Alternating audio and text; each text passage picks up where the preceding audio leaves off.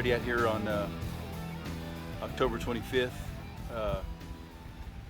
Beautiful day, actually.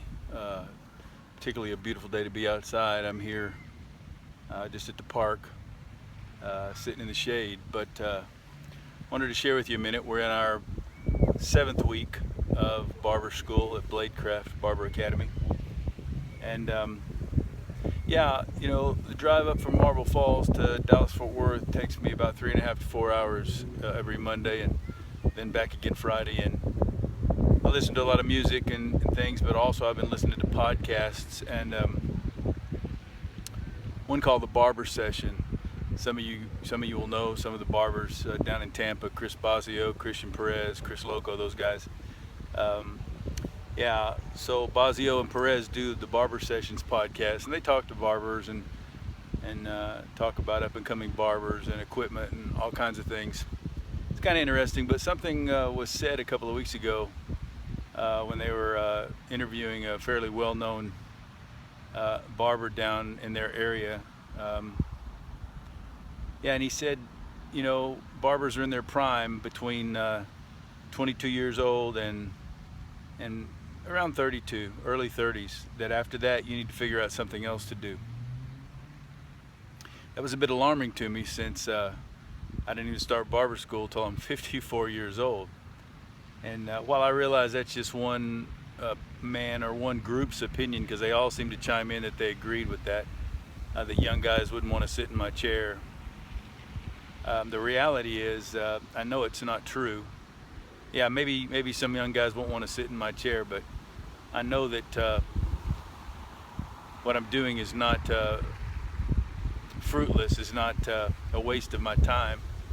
And truth be known, I listened to another one on the way up this week, another podcast, same people. They're interviewing another young guy that's about to graduate from barber school, and he said, I realize I'm getting a late start, that I'm starting very late and I have a lot of catching up to do. And he said he was 24 years old.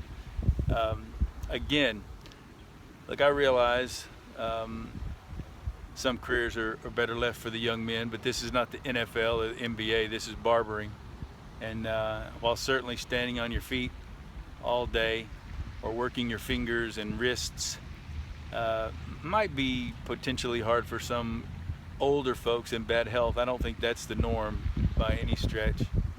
And so, yeah, you know, it was a little discouraging hearing these barbers that are successful saying that, and me being 54 thinking, man, am I wasting my time? Or, you know, is this a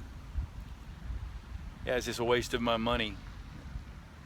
You know, I'm going to believe that that's not true. That it doesn't matter how old you are, you can start again, you can learn a new skill, you can try something different, maybe something out of your wheelhouse or something you've dreamed of. Listen, the reality is, whether you're a Christian or not a Christian, you got to know that life is very, very short and it passes very quickly. And the truth is, if you've got something in your heart, you've got a dream, you've got something in your mind, or something that excites you, encourages you, or makes you feel good about yourself, or you just enjoy it, man, you got to go for it. You got to give it a shot within reason, obviously. Some things are out of our reach financially. I want to drive a Lamborghini, but that's not going to happen as a pastor or a barber, I'm afraid. So yeah, within reason though, you got to go for your dreams, and you got to try what's in your heart to try, because you only get one shot at this life, man. And take it from me, I'm not as old as some, I'm much older than others, but this passes very quickly, this life. So yeah, 7th week at Bladecraft Barber Academy, Deep Ellum, Dallas, Texas. And you know, the reality is, so far, I think it's a great school with great people, but like I said a few weeks ago, listen, nothing and no one is perfect. No organization, no school, no business. So the truth is, you know, it remains to be seen just how good Bladecraft is. That's the truth of the matter, because there's a consistency in any business that's needed and necessary. Consistency with humility and passion, and in the long run, how you're empowered and how you're treated with respect. All those things come into play, not just simply the book knowledge or the basic skills, although those things are definitely important. So time will tell. We'll see. And I'll be honest with you. Um, love my instructor Nicole, and the owner Lily Benitez has been very professional. But the reality is, I don't know what the future holds, and I don't know how the school will pan out over the course of the next year. But I'll let you know that, and I'll be honest, one way or another. I'm not looking to buy votes, not looking to tell a lie. I want you to, if you're considering coming here to school, I want you to know the truth. So that's what you're going to get. So far, so good. Would I change some things? Probably, but it's not my business, not my vision. My vision is to now become a barber, so that's what I'm working on doing. So listen, we went on a field trip. I'm not sure I'm going to be able to edit that in, but we went to ALA, which is a kind of a barber supply in North Dallas, specializing in larger things like chairs, that kind of thing. A few small items as well, but hot towels, steamers, and wash basin stations, that kind of thing. I'll try to clip some of that in and show you a little bit about that place. Jim, I think who was the manager who gave us the tour, incredibly encouraging, man. He said people come in all the time asking for barbers. Where can I find good barbers?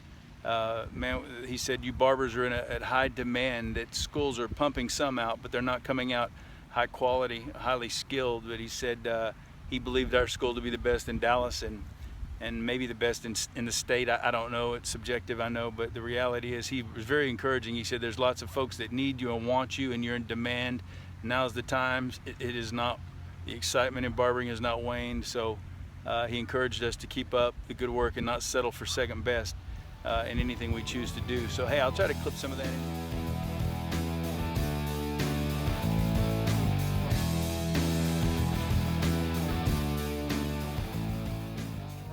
Because they don't want to go to a beautician anymore. They want to go to somebody that knows how to edge the side of heads. And that's where you are stepping in. This couldn't be better timing to ever walk into an industry and make a lot of money. I've got barbers coming in here, they're telling me they're working 7 days a week, up to 10 hours a day, and they still are turning people down. I've got salon owners and barbershops walking in here begging me to find barbers for them. Matter of fact, there's one right now that's going to give me some cards.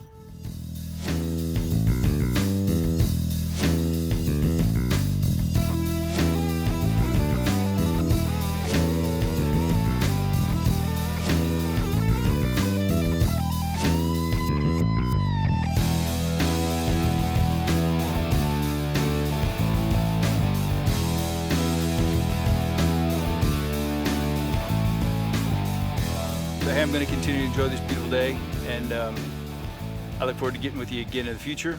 If you have any questions or comments, please leave them. I know that I don't have a ton of subscribers or followers now, but I'm looking to gain some, so please, hit the like button, smash that like button on my videos, this one and others, and subscribe. All you have to have is an email address. I know some of your older folks are a little scared to do those things, but hey, subscribe, and you'll see my mug coming up here hopefully in a minute. And you'll be able to subscribe, and I'll try to put a suggested video as this closes as well. So hey, do me a favor, subscribe, man. Keep up with me. If you want to know when I put videos out, turn on notifications, and it'll text you when I post a video. So hey, thanks for your time. Continue to lift me up with your thoughts, and if you're praying person, prayers, so that I can get this year done and become the best barber I can possibly be. All right, see ya.